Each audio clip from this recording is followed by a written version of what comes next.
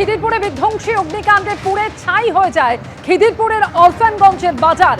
দুর্ঘটনা নাকি নেপথ্যে অন্য কোনো কারণ রয়েছে তা নিয়ে এখনো ধোঁয়াশা রয়েছে। আর এরই মধ্যে 36 ঘন্টা পরেও কিছু জায়গায় মিলল পকেট ফায়ার। গত রবিবার রাত 1টা নাগাদ আগুন লেগেছিল খিদিরপুরের এই অলফানগঞ্জের বাজারে। পুড়ে ছাই হয়ে যায় একের পর এক দোকান।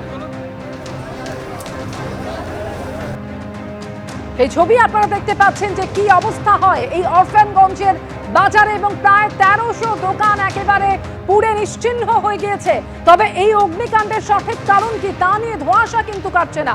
36 ঘন্টা পরেও বেশ কিছু জায়গায় মিলল পকেট ফায়ার।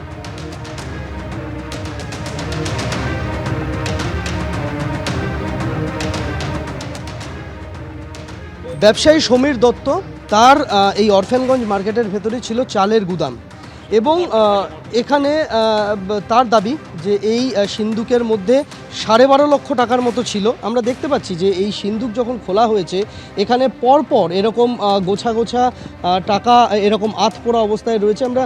আমরা দেখতে পাচ্ছি যে এখানে কোনোটা 200 টাকার নোটের বান্ডিল, কোনোটা 100 টাকার নোটের বান্ডিল, কোনোটা 500 টাকার নোটের বান্ডিলও রয়েছে।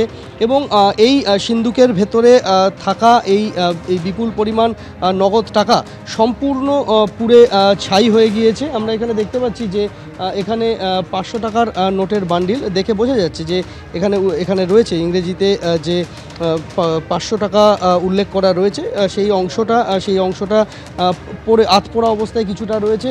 এখানে 500 টাকার নোটের বান্ডিল, 200 টাকা আমরা দেখতে পাচ্ছি, এবং সবটা এখানে পুড়ে গিয়েছে। এই পুড়ে যাওয়া সিন্দুক যখন আজকে বের করেন তারা, এবং এখানে দেখা যায় যে পুরো এই যে আধপোড়া কাগজ, সেটা সমস্ত কিন্তু এখানে টাকা রয়েছে। সমীরবাবু, এটার মধ্যে কত টাকা ছিল? 12,30,000 টাকা ছিল অ্যাপ্রক্স, আর কালী মন্দিরের কিছু টাকা ছিল 1,500 টাকার মতো। 1,500-2,000 টাকা কালী মন্দিরের চাঁদা বাবদ এক ভদ্রলোক দিয়ে গেছিলেন, ওটাও পড়েছিল। আমার পেপার ওয়ার্কস যা ছিল সেটাও রয়েছে, দোকানের কাগজপত্র, লাইসেন্স, আপনার সেল ট্যাক্স, ইনকাম ট্যাক্সের যাবতীয় তথ্য এর মধ্যে থাকতো। আর এই বিপুল পরিমাণ টাকা এখানে ছিল কেন? আর আমরা বৃহস্পতিবার পর্যন্ত লাস্ট আমাদের মার্কেটিং হয়েছিল, তাতে করে কম টাকা ছিল, যতদূর পেরেছি ব্যাংক পাঠিয়েছি। তারপরে শুক্রবার শনিবার আমরা ব্যাংক যেতে পারিনি, শনিবার বন্ধ ব্যাংক, শুক্রবার যেতে পারিনি। আর শনিবার ব্যাংক বন্ধ ছিল, রোববার ব্যাংক বন্ধ ছিল, ফের সোমবার সকালে এসে দেখি এই অবস্থা।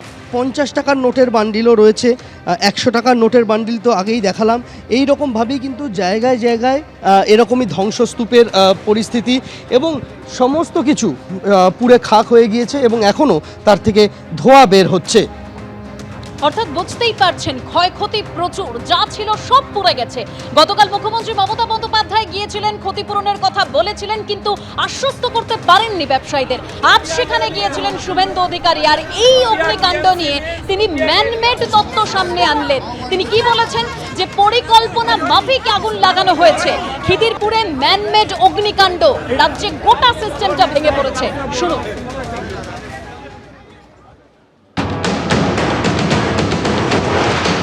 ক্রিয়েটেড এ ম্যানমেড রুপিয়া নিয়েছে মমতা, এখনো নেবাতে পারেনি। 48 ঘন্টা ওভার টাকা মারা কোম্পানি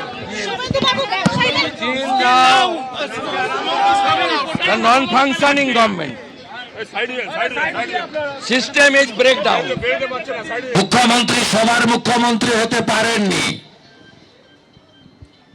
মুখ্যমন্ত্রীকে তো বলেছিল বাংলার মেয়ে।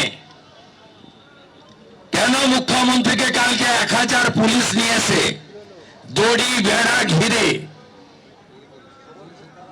বক্তব্য রাখতে হয়েছে, আর আপনাদের ধমকাতে হয়েছে? কেন ধমকাবেন? মুখ্যমন্ত্রী তো সবার, লিডার অফ অপোজিশনকে তো বেড়া দিতে হয়নি। এখানে হিন্দু আছে, মুসলমানও আছে, বিজেপিও আছে, সিপিএমও আছে, টিএমসিও আছে। আমাকে তো কেউ বলেনি যে আপনি রাজনীতি করতে এসছেন। আমাদের মুখ্যমন্ত্রীর উপরে মানুষের আস্থা উঠে গেছে, কারণ তিনি সকলের মুখ্যমন্ত্রী হতে পারেননি।